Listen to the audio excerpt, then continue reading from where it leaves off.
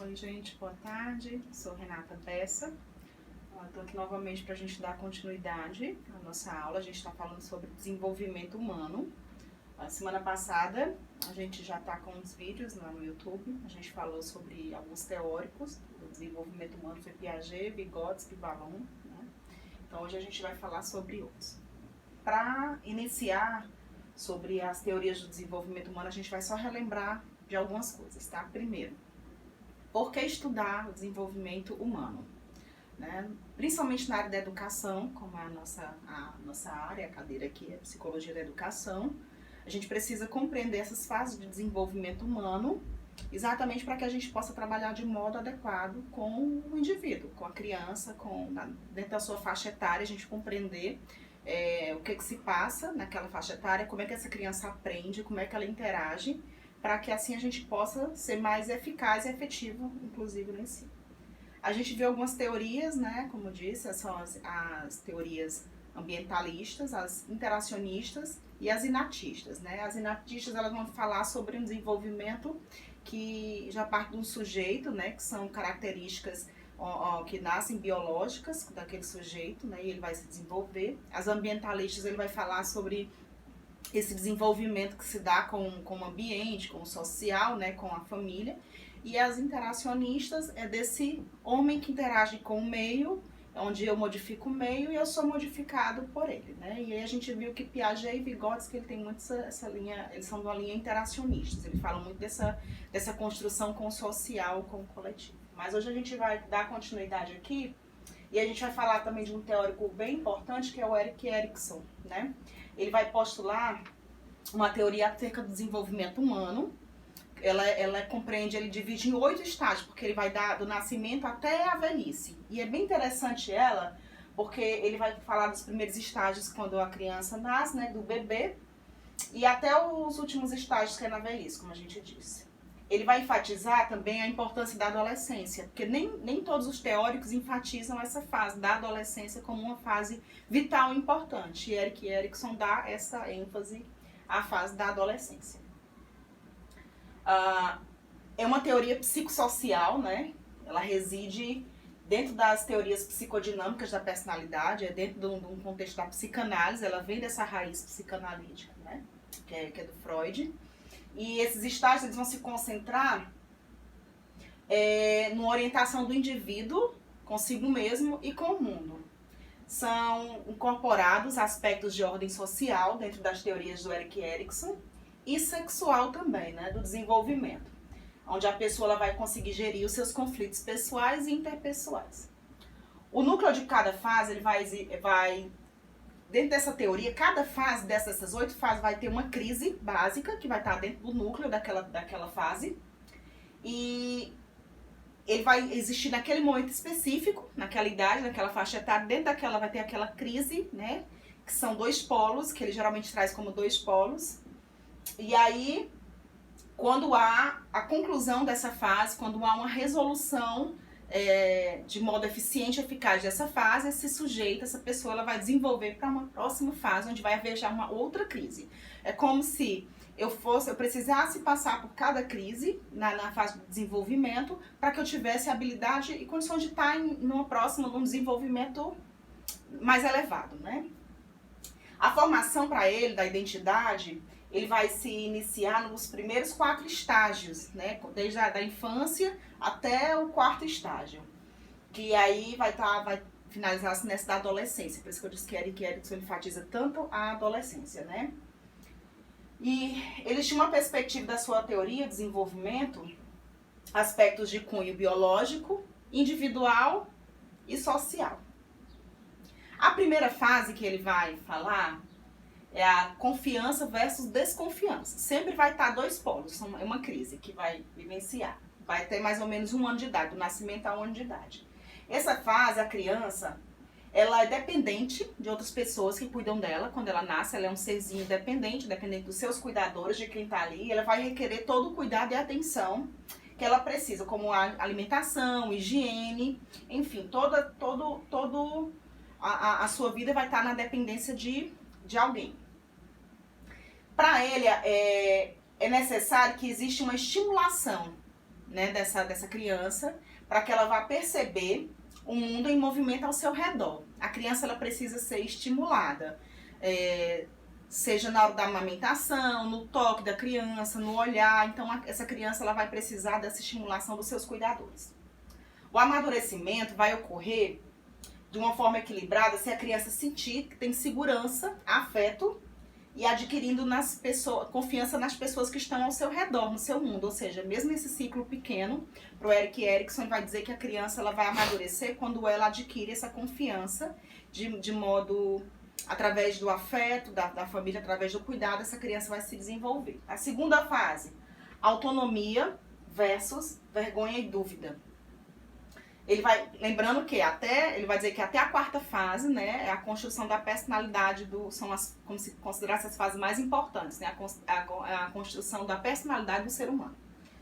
Neste período, a criança passa a ter controle das suas necessidades fisiológicas, né, e passa a responder por sua higiene pessoal, ou seja, é naquela fase onde a criança, ela começa a ter controle de fazer o xixi, de fazer o cocô, então ela precisa ser ensinada, e o grande conflito nessa fase aqui,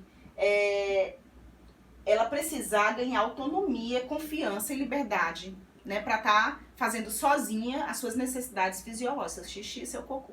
E aí ele vai dizer que quando a criança ela for muito criticada, ridicularizada, porque ou ela fez xixi na cama, ou ela fez, enfim, quando a criança ela é exposta, ela pode desenvolver vergonha e dúvida quanto à sua personalidade, né? Então, e aí vai provocar um retorno ao estágio anterior. É muito importante que nessa fase os cuidadores, quem está com a criança, consigam agir de forma que essa criança vá adquirir autonomia e ela não precisa ter vergonha do xixi, do cocô, de algo natural, mas que ela vá ganhando confiança e liberdade, não de uma forma ilimitada, onde a criança faça tudo o que quer, não é isso. Mas ele vai dizer que essa criança ela vai ganhando uma personalidade, autonomia, de segurança, e aí ela tem esse controle do seu esfíncter, né? E aí essa criança vai se desenvolver de modo adequado. Então é muito importante a gente ter cuidado nesse período. Freud também, quando a gente ver, vai ser o próximo teórico que a gente vai ver, vai falar dessa fase, da importância que é de saber lidar com essa fase da criança. Iniciativa versus culpa, né?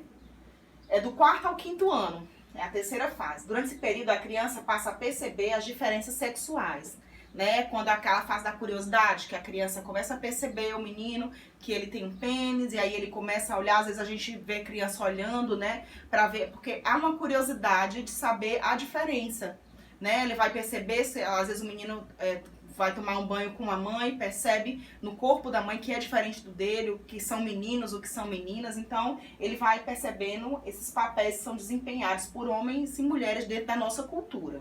A criança ela vai percebendo isso.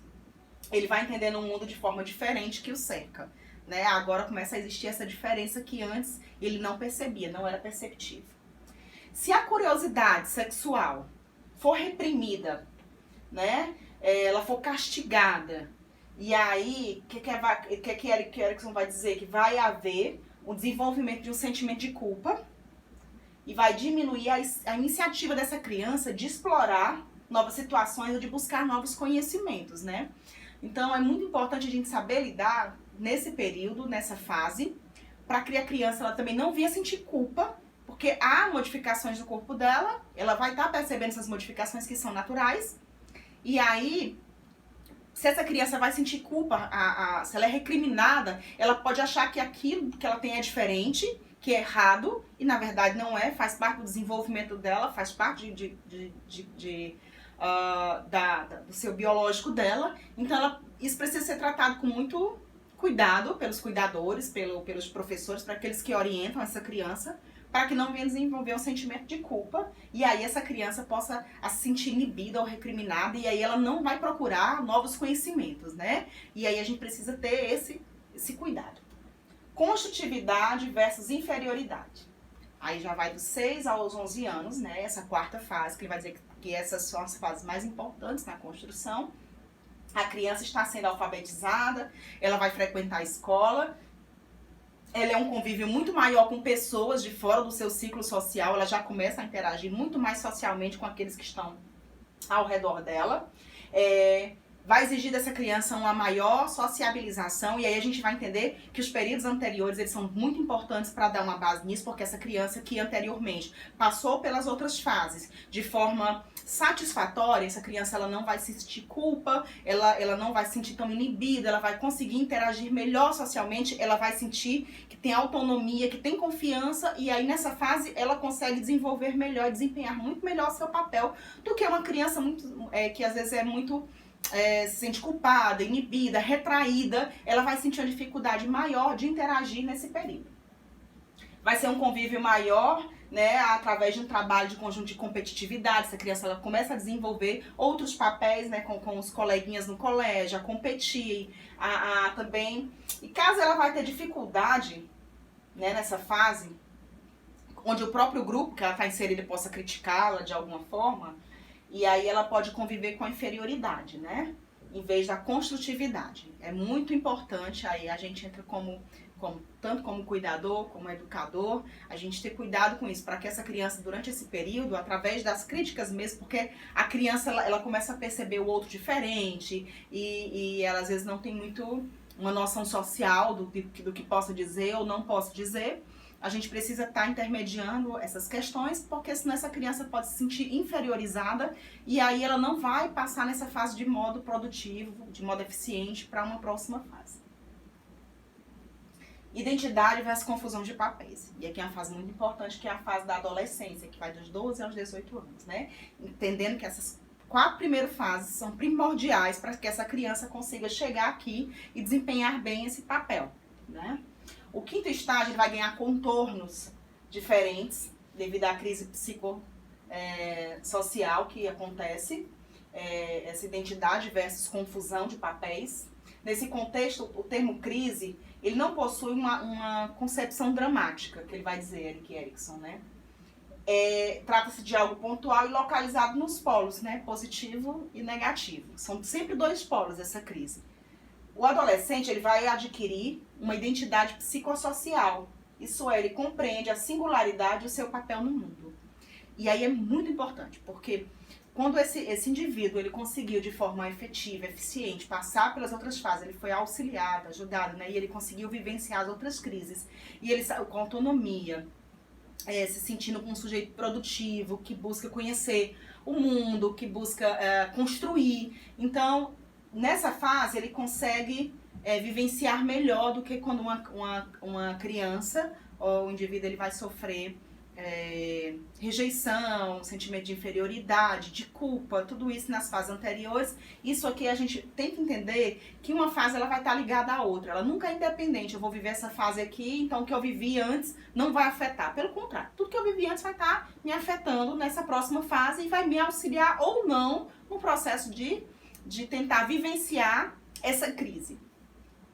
A sexta fase, intimidade versus isolamento, né? Um adulto jovem.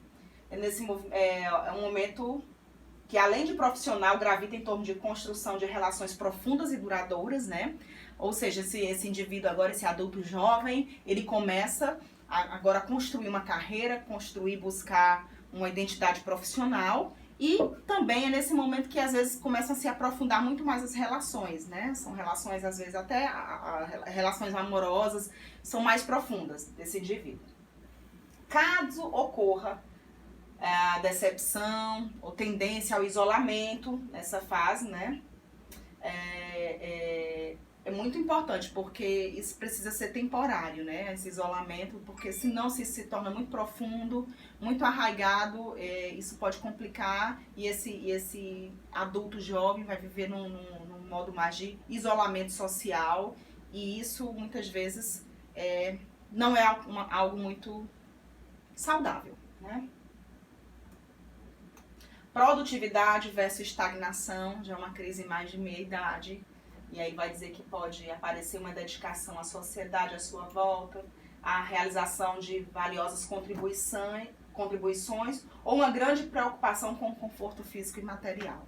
E aí esse adulto que agora já está de meia idade, ele vai viver isso, eu vou ser um adulto produtivo, eu vou construir, eu vou ser produtivo para a sociedade, eu tenho desempenho um papel fundamental, ou eu vou viver uma estagnação, eu não tenho mais sentido, eu não tenho valor, eu sou alguém que não tem valor social, eu não posso construir nada. E há também essa questão de construir um conforto físico e material, principalmente porque eu vou deixar para minha família, né, para os filhos, para aqueles, né, eu sou responsável por isso. Então, esse adulto, ele começa nessa construção e é muito importante também essa fase. E aí, a última fase, já na velhice, integridade versus desesperança. Se o envelhecimento, ele vai dizer o seguinte, se o envelhecimento ocorre com sentimento de produtividade e valorização do que foi vivido, sem arrependimentos ou lamentações sobre oportunidades ou erros cometidos, haverá integridade nessa fase.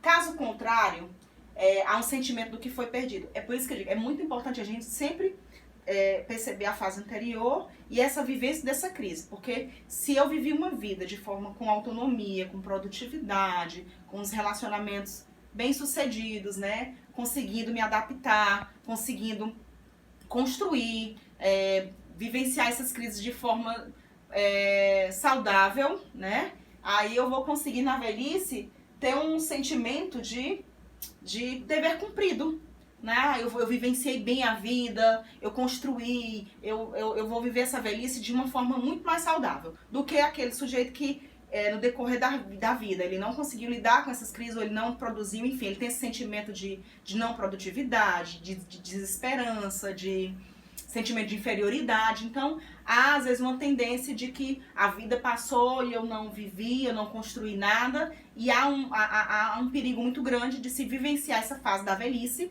de uma forma não saudável, né? E aí pode gerar outras depressões e outros transtornos, né? Que vão gerar muito sofrimento a essa pessoa. Então a gente vai encerrar aqui o Erik Erikson e a gente volta já com um outro teórico.